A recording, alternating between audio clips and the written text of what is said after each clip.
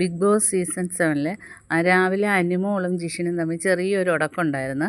കാരണം ഫുഡിൻ്റെ കാര്യത്തിലാണ്. ബ്രേക്ക്ഫാസ്റ്റ് കഴിച്ചതിന് ശേഷം ഇന്ന് ലഞ്ചിന് നോൺ വെജ് ആയിരുന്നു. അപ്പം ജിഷിൻ നോൺ വെജ് കഴിക്കത്തില്ല. ഒരു മുട്ടയോ കേക്കോ പോലും കഴിക്കാത്ത ഒരാളാണ്. അപ്പം ജിഷിൻ്റെ ഫുഡ് ജിഷിൻ റെഡിയാക്കിക്കോളാമെന്ന് പറഞ്ഞ്.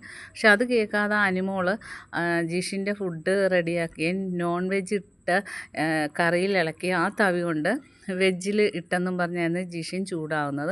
അങ്ങനെ ജിഷിൻ ഒന്നും കഴിക്കാതിരുന്ന് വൈകുന്നേരം ആയപ്പം അനുമോൾ വന്നിട്ട് ഫുഡ് കഴിക്കുന്നില്ലേ എന്ന് ചോദിക്കുന്നു. അപ്പോൾ പറഞ്ഞു, വേണ്ട, ഞാനിങ്ങനെ പട്ടിണി കിടന്ന് ഇവിടെ കിടന്ന് ചത്തോളാം, ചാവുമ്പം നീയൊക്കെ കൊണ്ട് എൻ്റെ നെഞ്ചത്ത് റീത്ത് വെക്ക് എന്ന് പറഞ്ഞ് ചൂടാവുന്നുണ്ട്.